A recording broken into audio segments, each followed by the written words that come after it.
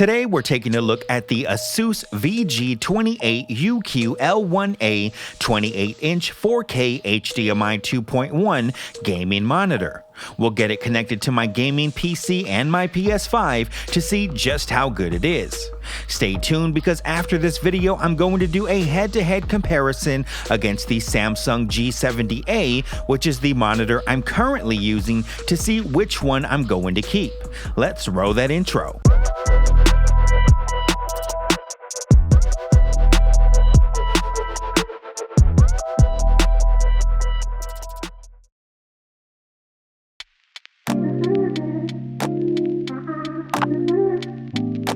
Before we turn it on, let's take a quick look at the build quality, starting with the back of the unit.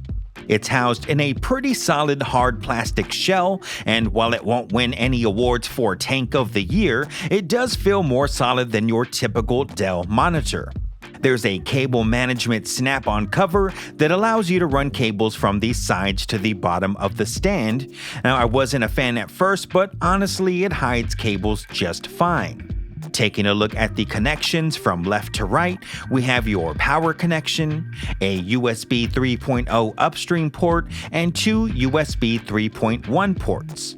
On the right, we have a generous 2 HDMI 2.0 connections, 2 HDMI 2.1 connections, a DisplayPort 1.4 with DSC, and a 3.5mm audio jack. It is 100mm by 100mm VESA mount compatible, has 5 buttons on the back for operating the menu, with the top joystick toggle being the main button, and earns bonus points for actually having built-in speakers, something I don't see that often with monitors these days. The one notable feature you won't find here, being that it is a gaming monitor, is the lack of any RGB lighting. A little strange they didn't at least attempt it, with RGB being all the rage these days, but nevertheless you won't find any here. The front panel sports a 28-inch non-glare display. It is height adjustable with a max height of just over 17.5 inches, swivels with a width of about 25 inches, tilts, pivots, and when you include the stand, has a depth just under 9 inches.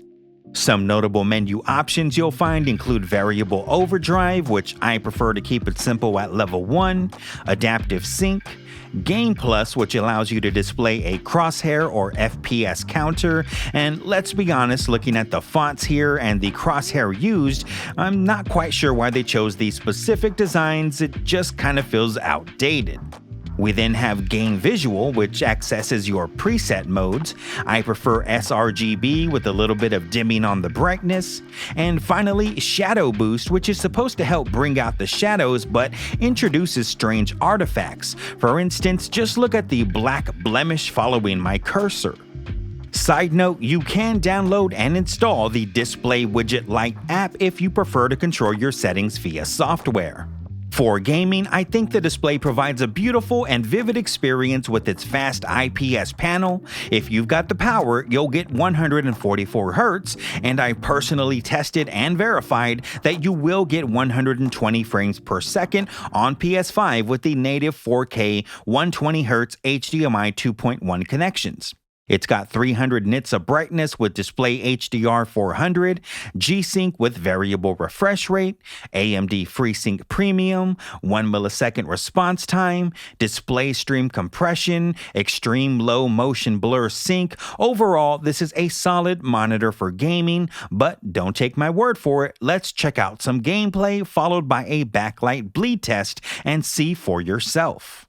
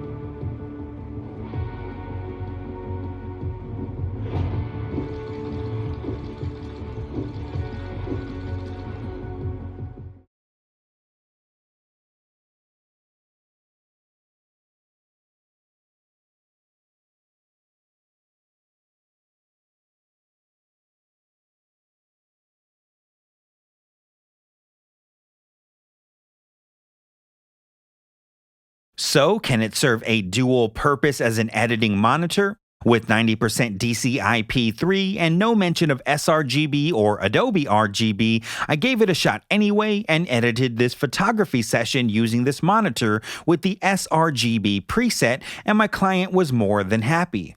However, I think my search for a true gaming/editing monitor will most likely continue. For video, I'm editing this entire review on this monitor, and while I would like to try the real estate of a 32-inch monitor, hint hint, you do get adjusted to the smaller screen size.